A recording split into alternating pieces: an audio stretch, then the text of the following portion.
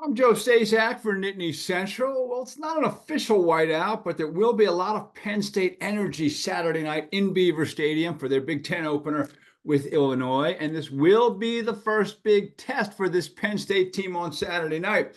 The last time Illinois came to town, it took the Illini 9 overtimes before they left Happy Valley with a win. I think we all remember that game. Now, here are 3 things I think Penn State needs to do to stay undefeated Saturday night. Number 1, they have to navigate cornerback Xavier Scott. How Drew Aller and his wide receivers handle Illinois' man coverage, especially number 14, is going to be a key. The junior from Rivera Beach, Florida, will be coming to a Sunday near you real soon. I guarantee that. He's that good.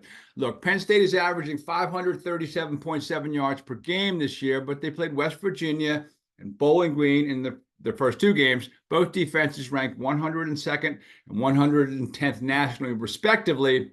And, of course, there's Kent State. I'm not even sure they have a defensive ranking, considering they've given up 1,458 yards the last 2 weekends. This will be a serious barometer, though, for the wideouts, because the Lions will see plenty of man coverage. Combined with Illinois safety Miles Scott, no relation, he and the other Scott have picked off 5 balls combined so far this year, and it's still September. These guys are game changers. So not only will the Penn State receivers need to be huge on Saturday night, but Aller will have to be very careful with the football. Number 2, can Andy Kotelnicki come up with some variations not seen before? Through 3 games, Penn State offensive coordinator Andy Kotelnicki has shown off his creativity and his nuance. The Illini got a good dose of it last year when they lost to Kansas in week 2 in Lawrence. But this isn't the same Illinois team. They're undefeated, and they're coming off a huge win at Nebraska in overtime last week. Penn State backup quarterback Bo Pribula has had a role in every game so far this year. Tyler Warren, arguably Penn State's best pass catcher, threw a touchdown pass last week and played a role in the ground game. I guess the question is, how much new gimmickry will Kotelnicki employ against a legitimate Big Ten opponent? As a side effect, Illinois will undoubtedly be spending a lot of time working on defending Kotelnicki's innovative wrinkles, which just means they might not be concentrating on things they need to concentrate on as much.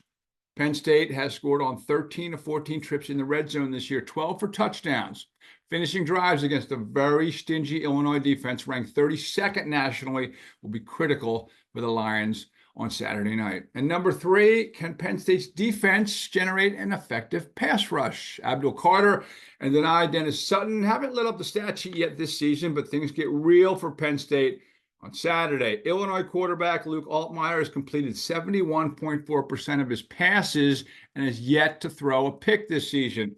Altmyer has passed for 862 yards, and he's had a rush of 15 yards or more in 3 of the 4 games.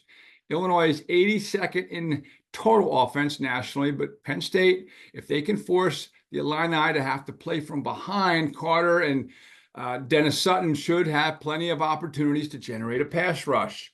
Freshman DeJuan Lane will have his hands full, filling in for the injured KJ Winston at safety. He played 22 snaps last week for the Lions, which was a lot for him, but about par for the course for the team, as they'll be pretty rested heading into the game tomorrow night. No defensive lineman played more than 19 snaps last week against Kent State, and no starter more than 23. So you should see, like I said, a pretty well-rested Penn State defense as they get set for their Big Ten opener with Illinois, Beaver Stadium, Saturday night, 7:30. Should be a good one. I'm Joe Staszak for NittanyCentral.